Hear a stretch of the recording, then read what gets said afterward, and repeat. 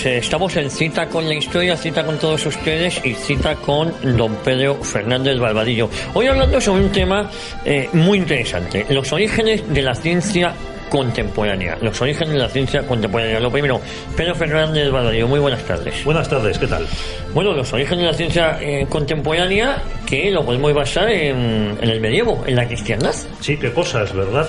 Es que desde la Ilustración se ha difundido en Europa la creencia de que la Iglesia católica y la ciencia eran opuestas, de modo que el cristianismo se mantenía en los pueblos solo porque estos eran incultos, pero a medida que la razón y la ciencia con mayúsculas avanzasen, eliminarían la superstición y la ignorancia sobre las que crecían las religiones, en especial la cristiana. Pero de eso vamos a hablar ahora, y tú ya has insinuado algo al decir que la ciencia actual, la ciencia que conocemos, la ciencia de cuyos beneficios pues vivimos y tal, nace en la Edad Media, que no era el tiempo ese de oscuridad y de incultura que nos venden las películas y los libros de texto de los colegios. Bueno, yo creo que el programa de hoy va a servir para desmontar muchos mitos. Muchos mitos. Bueno, nos acompañan, por un lado, dos personas, dos invitados de auténtica excepción. Por un lado, don Alfonso Carrascosa, doctor en Ciencias Biológicas por la Universidad Complutense de Madrid, habilitado para ejercer la profesión de enólogo también, es biógrafo en la Real Academia de Historia y Científico del CSIC, con destino en el Museo Nacional de Ciencias Naturales, colaborador con importantes instituciones relacionadas con la seguridad alimentaria, tales como ENAC o ENOR, así como la gestión de investigación industrial como CDTI. Bueno, me faltan muchas cosas. Don Alfonso, muy buenas tardes. ¿Qué tal? Buenas tardes. Tendremos tiempo a lo largo del programa de ser colaborador de distintas publicaciones también, sí. Alfa Omega, bueno. ¿Religión en libertad? Sí, efectivamente, Religión en libertad también, católicos y científicos. Sí. Y también la revista Razón Española. ¿No? Ajá. Lo dicho, bienvenido. Muchísimas gracias. Bueno, y por otro lado también está hoy don Julio Gonzalo, catedrático jubilado de Física del Estado Sólido de la Complutense, catedrático por la Universidad Autónoma de Madrid, si no me equivoco. Mucho tiempo en el extranjero. La carrera la hice en la Complutense, pero luego estuve fuera de España, en Barcelona y en Madrid. No. Y estuvo también en el extranjero, me ha estado contando fuera del micrófono, ¿no? Sí, en Brookhaven National Laboratory, en Long Island, al lado de Nueva York, que es el laboratorio de la Comisión de Energía Atómica más destacado en aquellos tiempos en los que yo estuve, que fue entre los años 60 y tantos a los 76 que volví a España. Bueno, es decir, que fue de los primeros científicos que este país mandaba fuera, por decirlo de alguna manera, ¿no? Sí. O que estuvo fuera, más que mandar fuera. Bueno, orígenes de la ciencia contemporánea, comentábamos que por mucho que nos pueda extrañar, estamos hablando de la Edad Media en la cristiandad, Pedro. Pues así es. Hombre, descubrimientos científicos antes de la Edad Media, que la podemos situar pues hacia el siglo V, VI después de Cristo, los hubo y muchísimos. Por ejemplo, se sabía en la Grecia clásica se sabía que la Tierra era redonda, y encima se midió el radio de la Tierra, sin moverse prácticamente del sitio que lo hicieron. Luego vino la demostración empírica a través del viaje de Juan Sebastián Elcano, pero eso ya fue en el siglo XVI. Pues los griegos, como sabemos, pues por Arquímedes y por muchos más, o sea, no solo eran filósofos, eran también científicos, matemáticos, investigaban mucho y trataban de someter a la naturaleza. Pero yo creo que todo eso no produjese la ciencia como la conocemos, es lo que nos van a explicar ahora nuestros invitados. Pues don Julio Gonzalo, ¿por qué nace aquí en el medievo, en la cristiandad, y no, por ejemplo, en China o en Asia? Yo creo que es una pregunta capital. Sí, es muy interesante. El profesor Stanley Jackie, que es un benedictino húngaro, pero que vivió toda su vida en Estados Unidos, era miembro de la Real Academia de la Pontificia Academia de Ciencias por designación de Juan Pablo II. Una gran obra suya, que es precisamente sobre una especie de historia de la filosofía, historia de la ciencia. Entonces, en la introducción dice: ¿por qué no en la China? ¿Por qué no surgió porque efectivamente los griegos tuvieron grandes logros en geometría, en astronomía, pero en dinámica, es decir, lo que podríamos llamar física del movimiento. Aristóteles estuvo equivocado y realmente pues no, eso los primeros pasos y los pasos principales se producen en la cristiandad medieval en el siglo XIV hacia 1330. Jean Buridan, que fue rector de la Universidad de París, una de las principales universidades de la cristiandad medieval.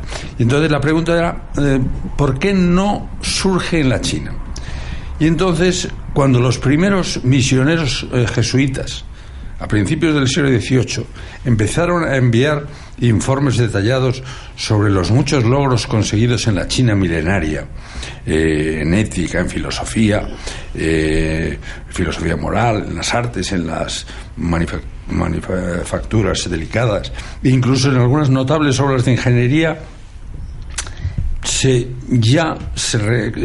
notó que la ciencia de la China de esa época no estaba a la altura con la ciencia en el Renacimiento, era en la época del Renacimiento europeo, ¿no? O sea, era una diferencia sustancial. Entonces, hay, por ejemplo, una obra del padre Louis Lecomte, jesuita, que se titula Nouveau Mémoire de l'état présent de la Chine, de 1696, es la época de Newton, en la que dio lugar a muchos comentarios, se tradujo al inglés, al alemán, al holandés rápidamente, y dio lugar a muchos comentarios, y entonces planteó ya Voltaire y los primeros agnósticos y de la época les pareció interesante la pregunta, pero sin embargo la pregunta estaba mal hecha, como dice el padre Jackie. Hay que decir, ¿por qué no en la China? ¿Y por qué no en Egipto? ¿Y por qué no en Babilonia? ¿Y por qué no en la India? ¿Y por qué no en la China? Pero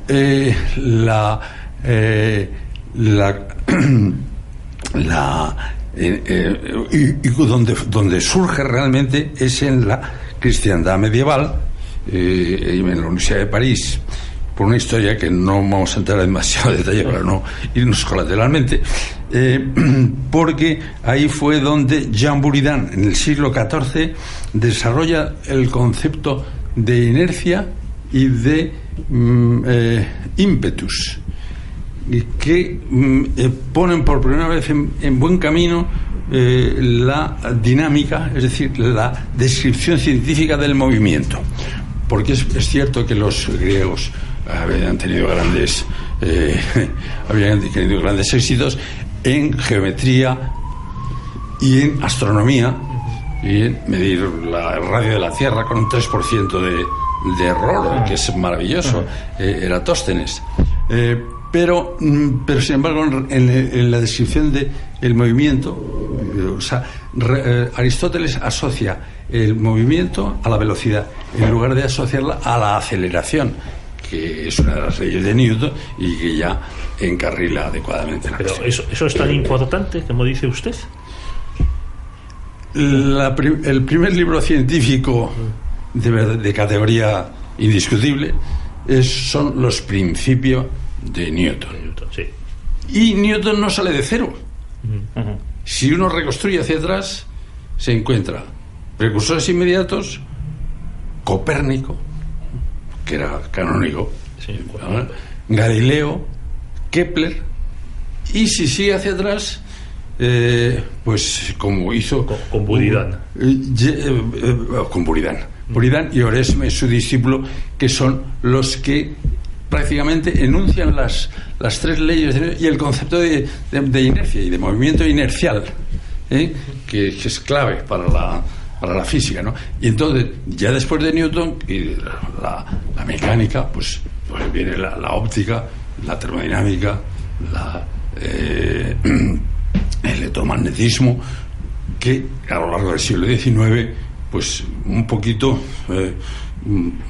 con la pauta del rigor lógico y metafísico que había establecido Newton, pues se extiende en todas las ramas de la física. Entonces, por eso el universo es inteligible, no cabe duda. Si no, no existiría una ciencia tan rica y tan variada y tan extraordinaria como ha ido formándose a lo largo del siglo XIX y luego el siglo XX, y luego ya desde mediados del siglo XX empezamos a disfrutar las grandes ventajas tecnológicas de la ciencia que requieren una base científica previa, ¿no? Es decir, que los chinos, bueno, y los indios, cuando elaboran los conceptos y los hechos también, como el número 0, el papel, la pólvora, tal, o sea, están acumulando, pero sin ser capaces de ir más allá. Sin ser capaces de crear un sistema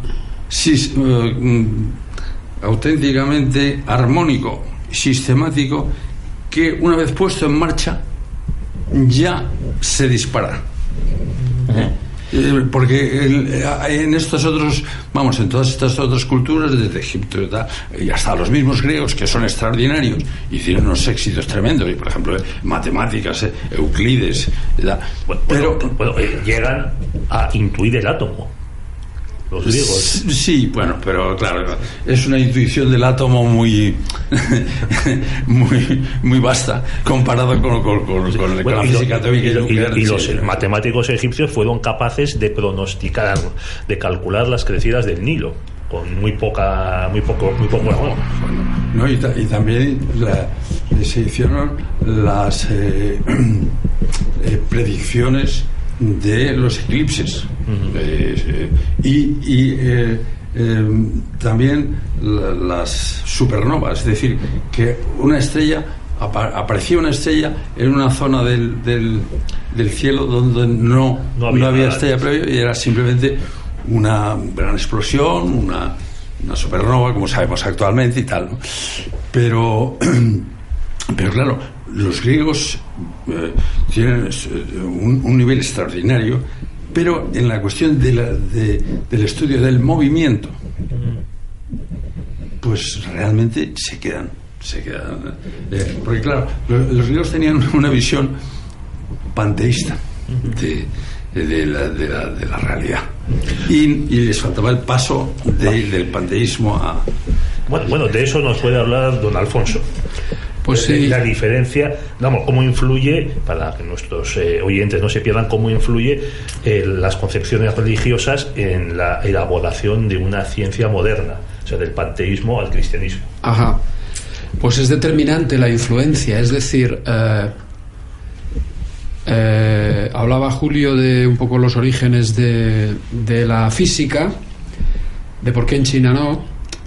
El pensamiento chino es un pensamiento distinto al nuestro absolutamente, o sea, porque nosotros hemos recibido a través de la revelación una noción básica y fundamental que está a la base del desarrollo científico en la cristiandad, y es que el universo está creado por Dios, no ocurre de una forma caótica, azarosa, circunstancial, ininteligible, sino que está creada por Dios primero, y segundo, que Dios encomienda al hombre la custodia y la guarda de la creación. Por lo tanto, cuando el hombre se enfrenta a la naturaleza, cuando se enfrenta al universo, cuando se pone delante de él, sabe que detrás está hablándole Dios y que le ha encomendado entenderlo.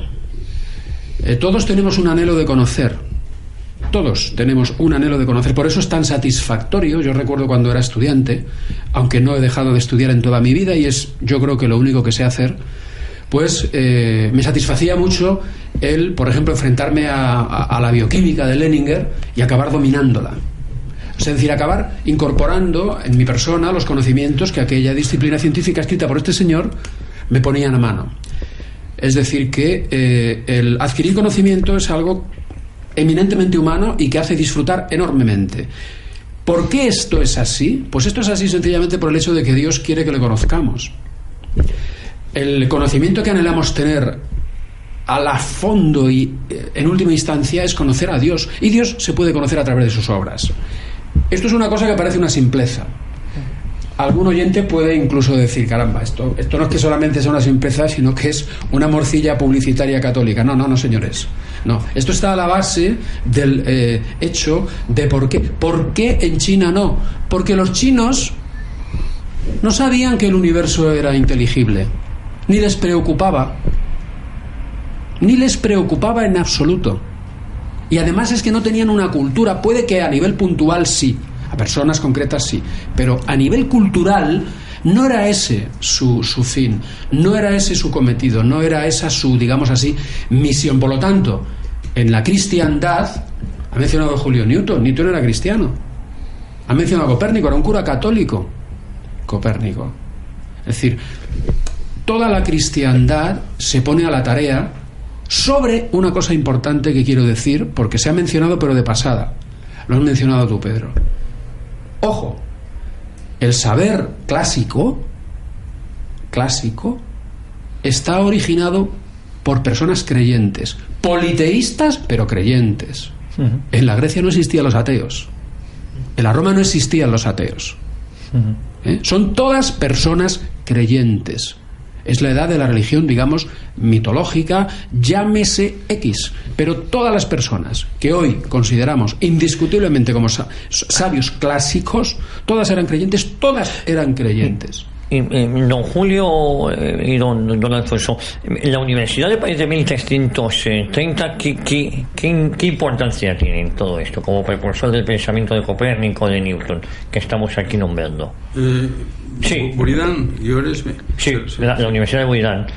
Bueno, es una historia muy curiosa, porque... Acérquese al micrófono, don Julio, un poquito, sí. Sí, es una historia muy curiosa porque Pierre Diem es un gran físico francés de finales del siglo XIX, principios del XX. Él había vivido en la... ¿cómo se llama? La revolución que hubo en los años 70 del siglo XIX. Sí, la Comuna. La Comuna de París. Sí. Y la vivió de joven, y después le influyó mucho. Él era una familia pobre, sencilla, pero cristiana, de mucha fe. Y entonces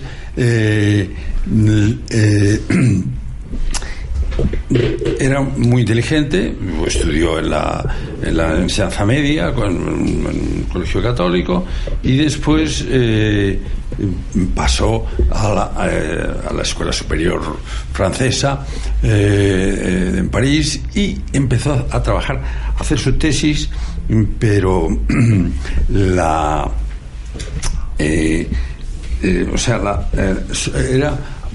Marcelin Berthelot.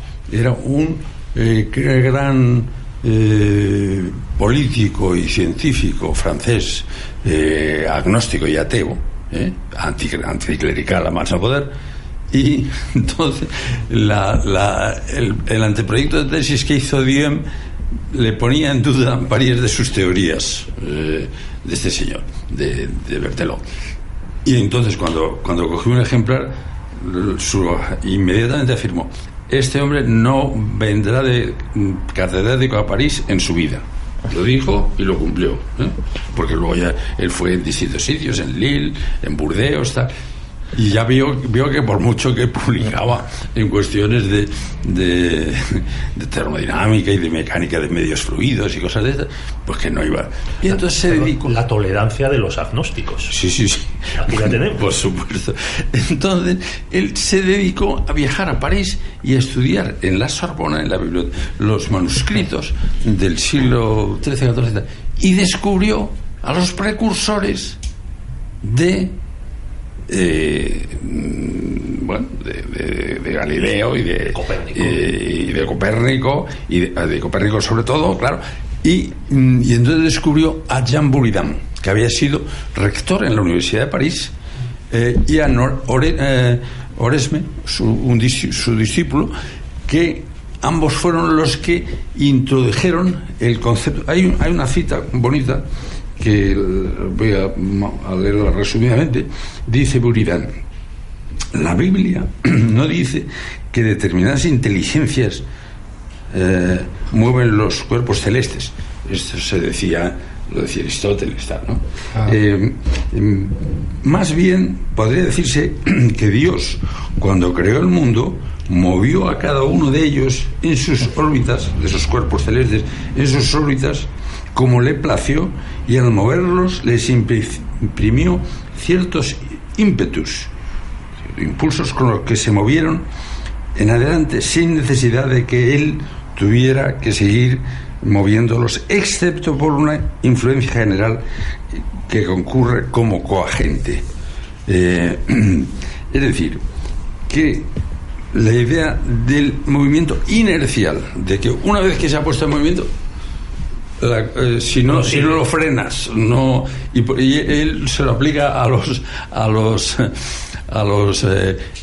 cometas, y bueno, sobre todo a los planetas, ¿no? Al sistema planetario, porque dice, si uno de estos cuerpos está en movimiento y se está moviendo en un medio muy sutil donde no se está frenando, ese movimiento puede repetirse y seguir adelante. En realidad está poniéndole en bandeja a Copérnico el sistema heliocéntrico, ¿no? Y entonces esto, Buridan y Oresme, pues tienen una importancia muy clave como precursores, aunque luego, claro, porque vienen otros que aprovechan sus luego se aprovechan tal. Y por ejemplo, en el caso de Galileo, Galileo era creyente y murió con una hija suya que era monja, y bueno, tuvo sus conflictos y ahí, bueno, hubo sus problemas, ¿no? Que no vamos a ocultar, pero que es muy importante tener en cuenta que en el aspecto teológico, en Galileo decía, la Biblia nos dice cómo ir al cielo, no cómo van los cielos, o sea que no entraban en... Que además lo había dicho San Agustín en el siglo IV. Siglo IV San Agustín lo dice. Exactamente. Es más, recomienda a los cristianos, no os empeñéis en cuando las evidencias científicas digan algo contrario a lo que se dice en la revelación, pues no os empeñéis porque estáis equivocados, porque tienen que coincidir necesariamente. Tiene que coincidir. Por lo tanto, déjame que diga, Julio, una cosa que seguramente a nuestros oyentes les va a interesar muchísimo, porque es una anécdota que a mí me gusta mucho cuando doy clase o cuando doy conferencias comentar, en relación a la universidad francesa, la Universidad de la Sorbonne, que se fundó en 1257. Voy a decir algo porque es anterior un poco a lo que estábamos comentando. ¿Por qué se llama la Universidad de la Sorbona así? Pues se llama así porque quien la funda se llamó Robert de Sorbonne, y este señor, apellidado Sorbonne, era el capellán y confesor de San Luis. Es que eso lo tiene que saber la gente. Es decir, en la actualidad, el rectorado de la Universidad de la Sorbona, que es el logotipo al mismo tiempo de la Universidad de la Sorbona, que todos nuestros oyentes pueden ver en Internet, es una especie de fachada que tiene una cúpula. Si se fijan y aumentan esa cúpula, encima de esa cúpula hay una cruz, y eso que se ve es la capilla de Santa Úrsula, que era el centro neurálgico de la Universidad de la Sorbona en origen. Luego Napoleón la expropió, se la quedó, pero mantuvo el nombre. Y manteniendo el nombre nos dejó la pista. Y la pista es que Robert de Sorbonne era un cura católico y fue el que fundó la Universidad de la Sorbona en origen, porque todas estas cosas tienen un origen y es necesario tocar ese origen, porque los laicistas hoy no tocan ese origen. Cuando hablábamos antes de la ciencia producida en el politeísmo y en el paganismo, una vez que cae el Imperio Romano, todos sabéis, ¿verdad?, que se corre el riesgo de perder el conocimiento acumulado. ¿Y qué hace la Iglesia Católica? ¿Se pone a quemar libros? No. Eso son las paparruchas que nos cuentan los ideólogos laicistas. ¿Qué es lo que se pone a hacer? Se pone a transcribir el saber. ¿Dónde? En los monasterios. Os sonará seguramente, porque lo habréis escuchado alguna vez. Los scriptoria, los scriptoria. Hay muchísimas representaciones de un monje en un pupitre escribiendo. ¿Y qué era lo que escribían ahí? Copias de los manuscritos cuando no existía la imprenta. Y en esos manuscritos que ponían, pues los saberes que habían sido acumulados y que venían de la Grecia clásica, incluso de los árabes, incluso hay casos de científicos que así lo hicieron, incluso aunque vinieran del mismo Islam, se traducían, no se quemaban los libros, si era saber era válido. La medicina de origen islámico se tradujo, toda se importó en esos manuscritos y luego toda se tradujo. Por lo tanto, hay que tener las cosas claras, una serie de cosas mínimas que nos están cambiando el agua, que nos están mintiendo sistemáticamente, que en la historiografía actual el laicismo hace mucho tiempo que acampa. Y lo que se hace es básicamente lo siguiente, y es contar la historia de la ciencia amputando, podando toda conexión con la cristiandad. Precisamente aquí en el programa lo que estamos haciendo es devolver esa conexión, porque después de los scriptoria, una vez que se acumula el saber, se configura un currículum, y ese currículum se empieza a impartir en las escuelas monásticas. Se empieza a instruir a los frailes, y no solamente a los frailes, sino además a todas aquellas personas pobres que, queriendo instrucción, no tuvieran posibilidad de pagar la instrucción. Escuelas monásticas, Edad Media. Y de esas escuelas monásticas, cuando se empiezan a fundar las catedrales, los obispos en las catedrales fundan las escuelas catedralicias. Si vais, por ejemplo, a Cuenca y tenéis tiempo, podéis pedir a quien os hace la visita guiada que os enseñe la escuela catedralicia. Está debajo de la catedral de Cuenca. Las aulas están allí debajo todavía. Y después de las escuelas catedralicias vendrán los estudios generales. Y poco a poco se va configurando un currículum de saber, que es el que decíamos, que es característico de la matriz cultural cristiana. Porque se puede conocer lo que nos rodea. Y a través del conocimiento de lo que nos rodea, que eso lo dice la Escritura, la Biblia, se puede conocer a Dios, que es verdaderamente quien queremos conocer. Y se le puede dar gloria. Por lo tanto, esa paparrucha de que la ciencia y la fe se han enfrentado, han sido contrapuestas, eso es mentira. Y después de los estudios generales vienen las universidades. El movimiento universitario lo funda la Iglesia Católica y se le da universalidad al conocimiento. Y entonces, para fundar una universidad, es decir, un lugar en el cual pudiese estudiar cualquier persona de cualquier nación del mundo y fuese reconocido en la cristiandad ese título, tenía que dar una bula el Papa. Por lo tanto, a mí que me cuente alguien, que me lo cuente, pero mirándome a los ojos, que la Iglesia ha sido enemiga de la ciencia en la Edad Media. Eso es mentira. ¿Entiendes? Y si alguien nos lo dice con conocimiento de causa, queriendo no ajustarse a la realidad, es ignorancia pura y dura. Ignorancia pura y dura. Tenerlo muy claro. El movimiento universitario lo funda la Iglesia Católica y lo promueve la Iglesia Católica. Y antes se ha referido Julio a las academias.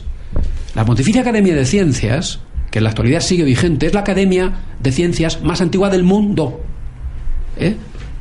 Y el origen de esa academia pontificia de ciencias que tiene el Observatorio Astronómico Vaticano, que es el observatorio astronómico más antiguo del mundo, desde la época moderna, pues resulta que tiene el origen, la Academia Pontificia de Ciencias, en la Academia dei Lincei, fundada por un noble cristiano católico, Federico Cesi.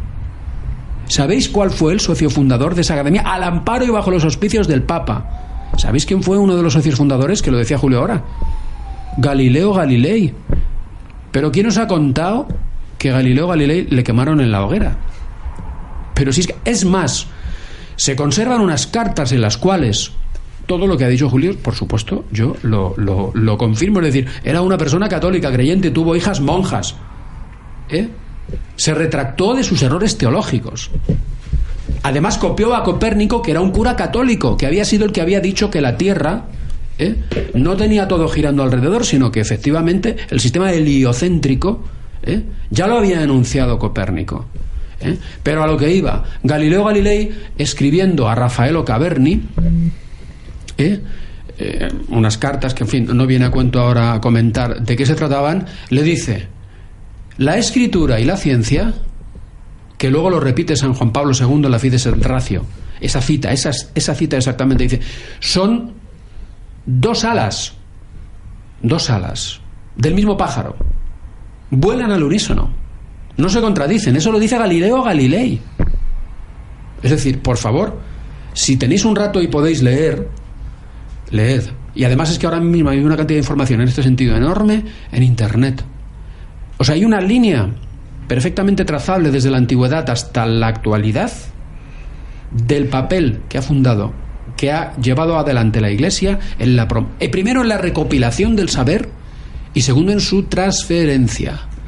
Y toda la historia contemporánea, moderna, está plagada de científicas y de científicos que son católicos, que no pierden la fe en absoluto, sino que descubren que la fe es un complemento idóneo para la razón, para entender el significado último de las cosas que nos rodean. El significado último de las cosas que nos rodean, ¿eh? Bueno, has mencionado, Alfonso, los monasterios como centros recopiladores del saber, pero yo también quiero mencionar la gran labor que hicieron en la agricultura y la ganadería durante toda la Edad Media, porque los monasterios benedictinos, como cuentan algunos historiadores, que lo dicen un historiador francés, François Guissot, dice: los monjes benedictinos fueron los agricultores de Europa, transformaron amplias zonas del continente en tierras cultivables, asociando la agricultura con la oración. O sea, los monjes pues desbrozaban bosques, drenaban pantanos, hacían también cruces de ganados y de cultivos. Incluso algunos construyeron piscifactorías. Y no nos olvidemos, ahora que nos acercamos a Navidad, que fue un monje, don Periñón, el que inventó el champán. Hombre, y no solo eso, déjame que diga una cosa. El padre de la genética es un monje agustino, Gregorio Mendel, que en su monasterio de Brno se tiró la vida cuando sus obligaciones pastorales se lo permitían, cruzando plantas de guisante. Nos vamos a ir muy rápidamente y nos vamos a publicidad. Simplemente que sobre esto de los monasterios, pues pueden leer nuestros oyentes un libro de Thomas Bulls, Cómo la Iglesia construyó la civilización occidental, prologado por el cardenal Cañizares y que está en PDF en Internet. Bueno, yo creo que este programa se nos va a quedar corto hoy con don Alfonso Carrascosa, con don Julio Gonzalo y por supuesto con don Pedro Fernández Barbadillo. Volvemos de inmediato aquí en Cita con la Historia. Editorial Fajardo el Bravo. Especialistas en historia de España e historia militar. Ediciones en alta calidad. ¿Por qué no nos importan las modas? Visítenos en www.editorialfajardoelbravo.es. Editorial Fajardo el Bravo. Contamos la historia. Arrocería de Augusto. Restaurante, gastrobar y, por supuesto, los mejores arroces. Y si no quieres arroz, puedes elegir entre una amplia carta: hamburguesas, arepas, chuletón, lubina. En la Avenida de los Poblados, número 131. Teléfono para reservas 91 341 0731 o en el 601 295 515. Ideal para grupos. Recuerda, Avenida de los Poblados 131. Arrocería de Augusto. Mucho más que arroz.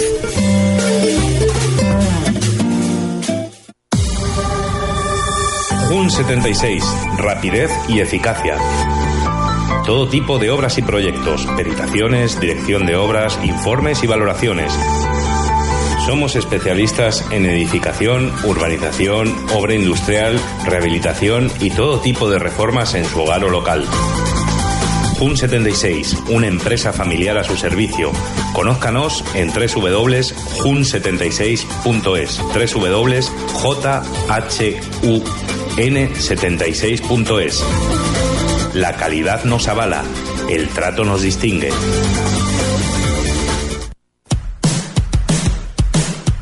Consigue tu título de formación profesional de grado medio o superior. Todos los ciclos sanitarios e informáticos a tu alcance, con becas oficiales de la Comunidad de Madrid. Tú escoges modalidad presencial o a distancia. No lo dudes y ven a visitarnos. Te acercamos al mundo laboral. Llámanos al 682-204-358. Síguenos en Facebook y Twitter. Centro de Estudios Profesionales R 2012, Calidad Educativa.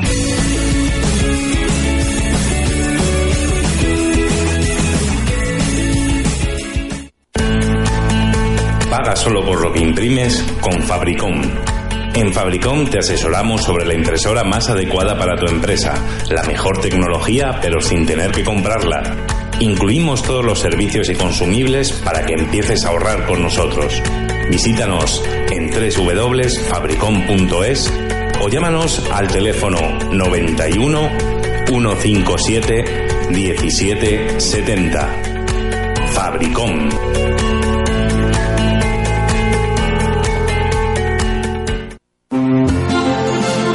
Pues ya estamos de vuelta en Cita con la Historia, cita con todos ustedes, con nuestros amigos, con don Alfonso Carrascosa y don Julio Gonzalo.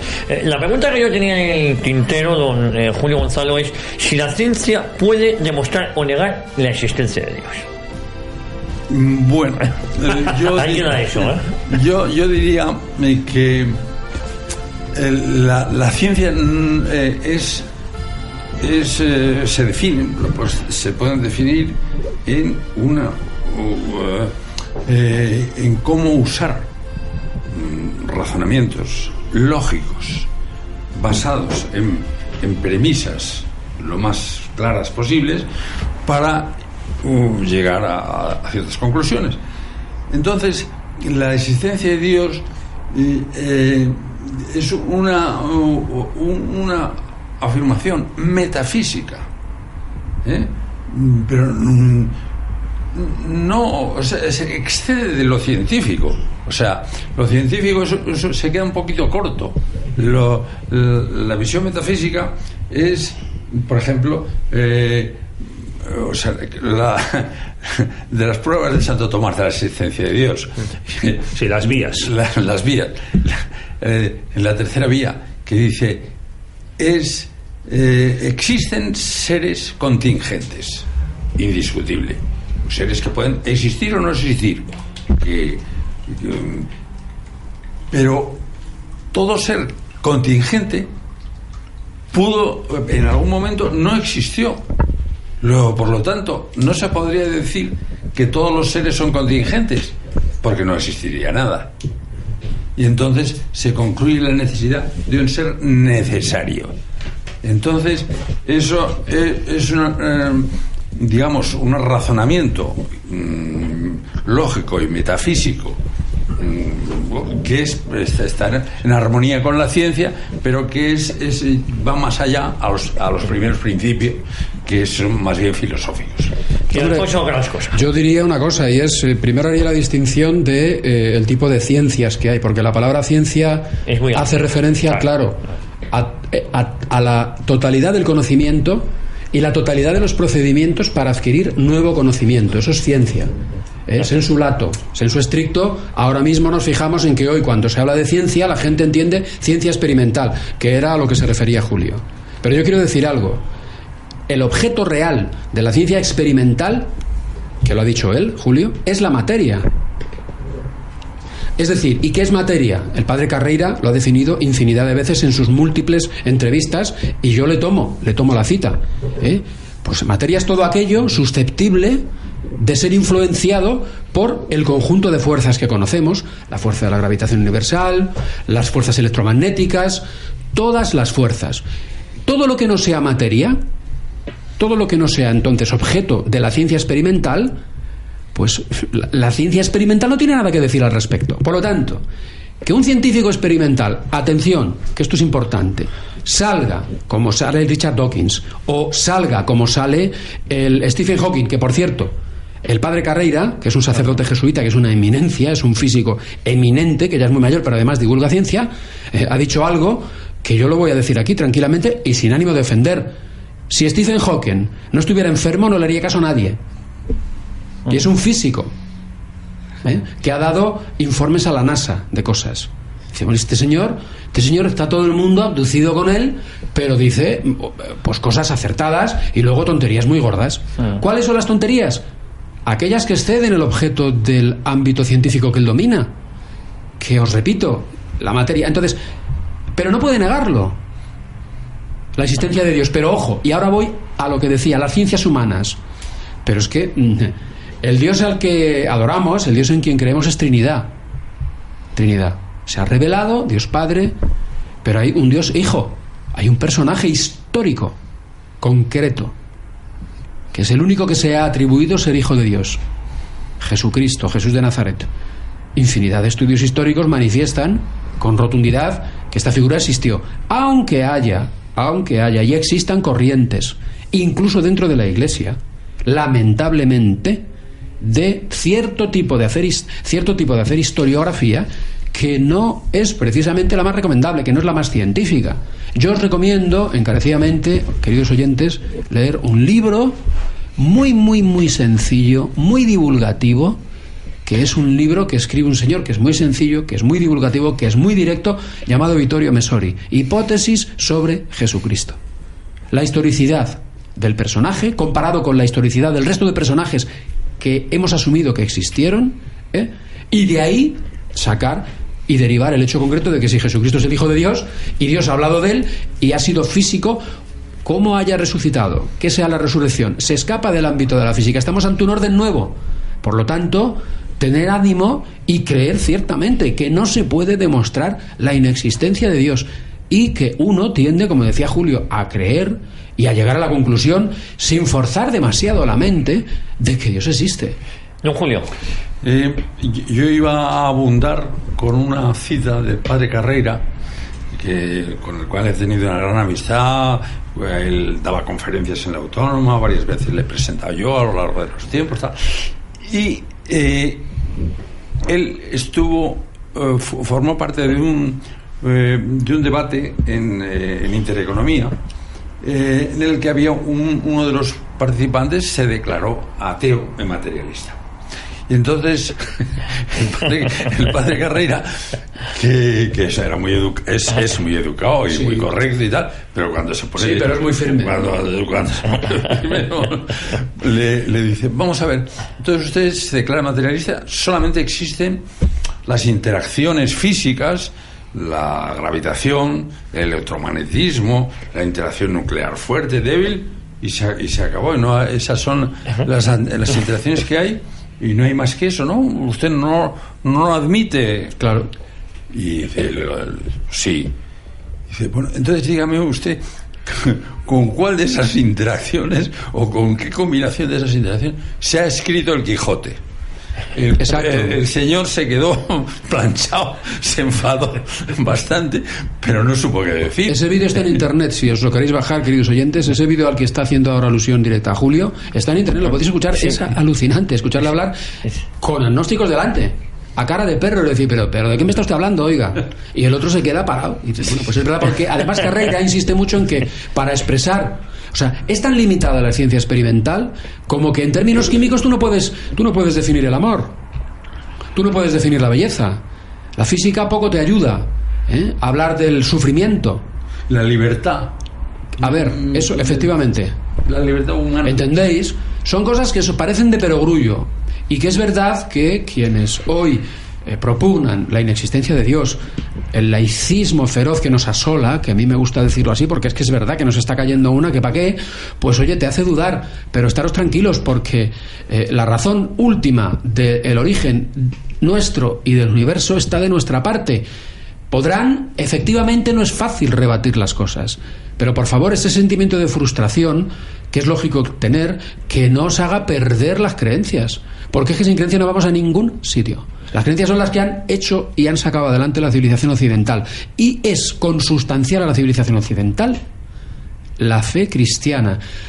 Hace falta tener fe materialista para creer que la materia se organiza sola, que el cerebro proviene del caos, que la retina, como decía Cajal, se ha organizado sola. Pero bueno, eso decía él, pero bueno, pues es una maravilla esto. Cajal, luego, bueno, algún día seguramente tengamos ocasión de hablar de la ciencia en España, pues también era creyente. Yo quería, antes de terminar mi intervención, mencionar solamente un caso que es tremendamente interesante de, pues, hasta qué punto el laicismo miente en cuanto a que es la Iglesia Católica la que ha sido contraria al desarrollo científico. Os voy a hablar sucintamente del padre de la química moderna, Antoine Laurent Lavoisier. Antoine Laurent Lavoisier nace en 1743, muere en 1794. Murió de mala muerte, ¿eh? Efectivamente, y la voy a explicar. Este señor, es el señor que pone en pie la química moderna. Por ejemplo, la ley de conservación de masas en las reacciones químicas la enuncia él. En su correspondencia, ojo al dato, escribía cosas tales como que escribiéndole a alguien: has hecho algo noble al sostener la revelación y la autenticidad de las Sagradas Escrituras. Antoine Laurent Lavoisier, literal, refiriéndose a una diatriba que estaba sufriendo un colega suyo. Y es de destacar que estás utilizando contra ellos las mismas armas con las que te atacan. Lavoisier estudió en el colegio Mazarin de París. Este colegio fue llamado así porque lo fundó el cardenal Mazarin. Lo podéis ver en internet. Este colegio fue llamado el Colegio de las Cuatro Naciones. Es decir, Antoine Laurent Lavoisier, que es el padre de la química moderna, recibió religión en la escuela. Religión en la escuela. Le dieron clase curas, para dejarlo más claro, porque esto es lo que dicen los laicistas de hoy, los perroflautas y toda la gente. No, porque la enseñanza religiosa te tara la enseñanza. Eso es una paparrucha. Bueno, ¿cómo acabó? Y termino. Antoine Laurent Lavoisier guillotinado en la Revolución Francesa. Guillotinado. Es decir, la Revolución Francesa, que nos están vendiendo la moto de que es el origen de la ciencia moderna, que es mentira, porque se están cargando todo lo que antes había ocurrido, que es nada menos que las bases, que es la que yo os he dicho, politeísta del mundo antiguo y la monoteísta del catolicismo y del cristianismo de la Edad Media, se cepillaron. ¿Y sabéis lo que dijo? Porque hubo quien comentó: oye, que os vais a cepillar a una mente privilegiada. ¿Y sabéis cuál fue la contestación del revolucionario que le dio al botón de la guillotina? Dijo: la revolución puede prescindir de químicos. Y le cortaron la cabeza.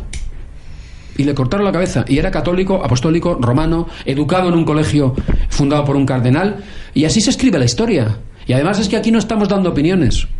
Estamos refiriéndonos a hechos concretos que podéis comprobar en internet, pinchar en Google. Otra de las hazañas de la Revolución Francesa de la que no se habla es que cerró las universidades, ¿verdad? Efectivamente, se las robó a la Iglesia. Echó los jesuitas, los pobrecitos, que fueron los que pusieron en pie el sistema de la enseñanza genuino. ¿Por qué a los jesuitas les han perseguido tanto? ¿Por qué se les ha perseguido tanto? Pues porque eran los que controlaban la educación superior, porque era la gente más lista del lugar y de la época, y eran los que tenían los colegios. Habían colegios por todas partes, habrían universidades por todas partes. Se las llevaron a Hispanoamérica, las universidades. El movimiento universitario se origina aquí en Europa y va a América. Y lo lleva la Iglesia, y después de la expropiación forzosa, brutal, violenta del movimiento universitario que estaba amparado por la Iglesia Católica, fijaros si tiene fuerza la Iglesia Católica en la promoción del saber, que se ha originado el movimiento de las universidades católicas. Pero es que os estoy hablando de que la Universidad de Oxford tiene origen cristiano. Es que lo tenéis que mirar los logos de esa universidad. De Cambridge, mirarlos, por favor, los logos, meteros en la historia de las universidades. Bueno, si me permites, Alfonso, la Universidad Jesuita de Deusto, española, fundada a finales del siglo XIX, pide que no miren el logo porque los jesuitas eliminaron el sol de San Ignacio. Amiguito, fíjate. Bueno, eso ya para ser moderno. Efectivamente, para ser moderno. Bueno, has sacado un tema sobre el que os quería preguntar a los dos. Has mencionado la historicidad de Jesucristo en los evangelios, sí, que se puede demostrar, sí, de manera científica. Bueno, la Biblia entera, tanto los evangelios como el Antiguo Testamento, ¿es un libro científico? O como nos dicen ahora los laicistas, son novelas, relatos, invenciones, cuentos para entretener a los nómadas mientras llevaban las ovejas y las cabras por el desierto. Nada, eso es mentira. O sea, es un libro científico en el sentido de que recoge hechos históricos acaecidos en los cuales ha intervenido un personaje singular, que se ha sacado a un pueblo de la esclavitud y lo ha llevado a la libertad, etcétera. Fijaros una cosa, que es Dios. Fijaros una cosa tan concreta como que es que como tenemos mucha incultura cristiana, pensamos que la Biblia fue escrita al dictado. No. O sea, la experiencia que tiene el pueblo de Israel, la experiencia que tiene de la presencia de Dios actuando en su historia, haciéndole vencer a enemigos mucho más fuertes que él, etcétera, etcétera, etcétera, que es la Biblia un libro lleno de hechos que demuestran que Dios ha acontecido en la historia de un pueblo. Pues una vez que ocurre toda esa historia, que salen de Egipto, que el exilio, es en el exilio donde se empiezan a escribir los textos bíblicos. Y es entonces cuando dice ¿y cómo sería el origen? Y surge de la revelación, de la inspiración de Dios, los relatos de la creación, que lo que pretenden es poner a manifiesto, como decíamos antes, que lo dice muy bien San Agustín, no el cómo han sucedido las cosas, sino el trasfondo, el sentido último de las cosas que nos rodean. Eso es lo que en la Escritura podemos encontrar. Y por lo tanto no es un relato, en este sentido que tú preguntabas, Pedro, científico en el sentido estricto de la palabra. No es un relato científico en el sentido estricto de la palabra, pero qué duda cabe que tiene un conocimiento absolutamente refrendado por la experiencia de un pueblo, y no solo eso, sino que además hoy se puede seguir experimentando muchas de las cosas que allí se relatan porque Dios lo hace posible, y uno puede tener la experiencia ética que se llama en filosofía, que es abandonar comportamientos contrarios a la voluntad de Dios, adoptar comportamientos favorables a la voluntad de Dios. Y esa experiencia ética la seguimos teniendo muchísimas personas a día de hoy, en el siglo XX, y la vamos a seguir teniendo, porque quien profetizó en la Revolución Francesa que la Iglesia y la religión se acabarían en 20, en 50 o en 200 años, supongo que estaremos todos de acuerdo en que metió la pata, perdóname la expresión, hasta el sobaco. Julio. Sí, yo iba a decir que, claro, la Biblia es un mensaje que tiene un vigor poético y un trasfondo metafísico tremendo, pero no te va a explicar la mecánica cuántica, porque no tendría sentido. No se comprendería en esa época. No tendría cuento, ¿no? Pero sin embargo, que hay una armonía, ¿no?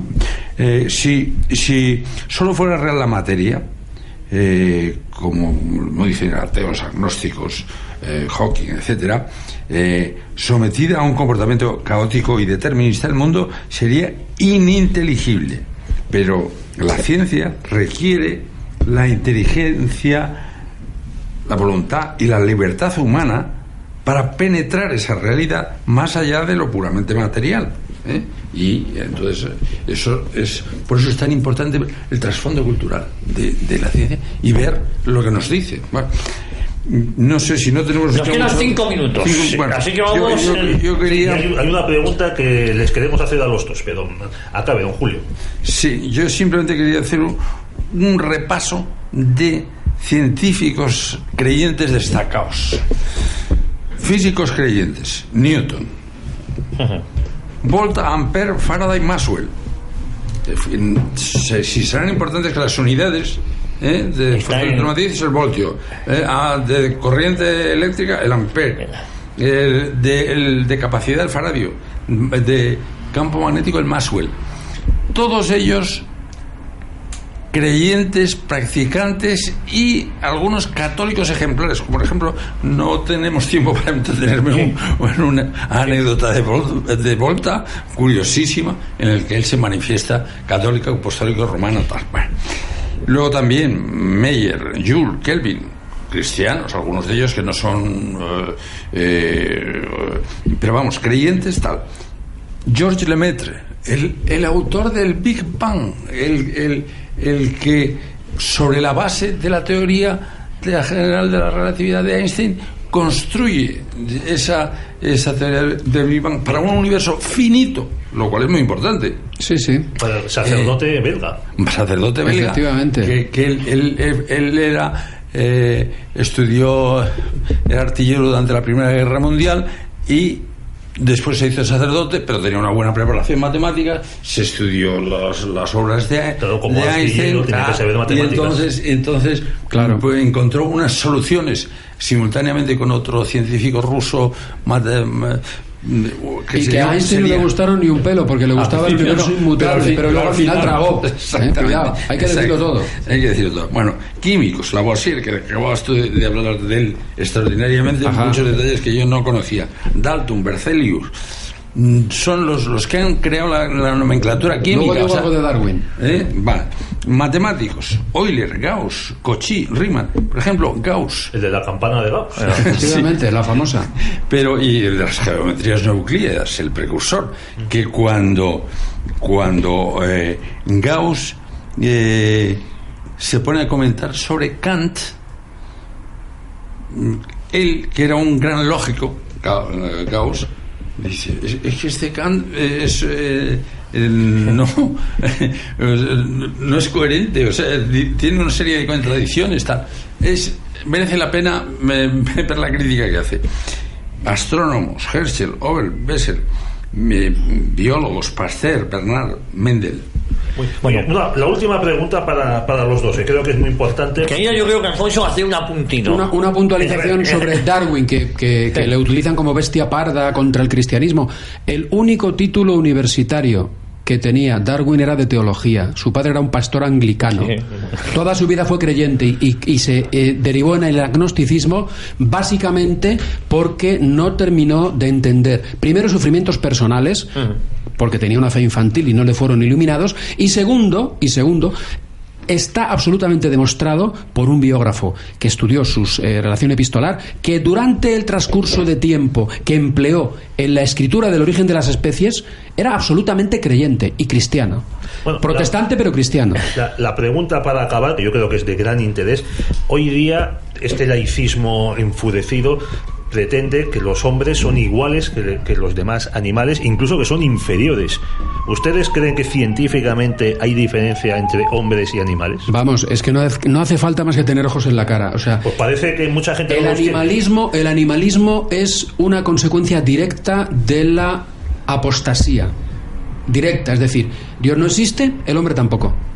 Eso está profetizado por los papas del último siglo. San Juan Pablo II lo dijo clarísimamente. Dios no existe, el hombre tampoco. Y somos como los animales. Pero por favor, cualquiera que tenga ojos en la cara, eso es mentira. Y lo dice un doctor en biología. Ni somos iguales, ni tenemos las mismas capacidades. Por favor. Tú ponte a hablar con un chimpancé y luego me cuentas.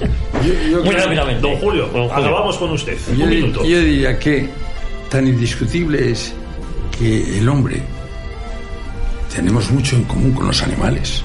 Con los animales, los orangutanes, los chimpancés. Tenemos 2 ojos, narices, 5 sentidos, 4 miembros, un sistema un esqueleto, es indiscutible, pero tan indiscutible o más es que la diferencia que hay entre todos los animales, por mucho chimpancé, aunque el genoma parece ser que el 90 y tantos % es común, pero fijémonos la diferencia en que el hombre ha sido capaz de crear ciencia, crear arte, crear música. Es que esa diferencia es la que marca la diferencia. Los animales no tienen alma racional. Pues yo creo que esto da para mucho más. Hemos estado todos con ganas de seguir.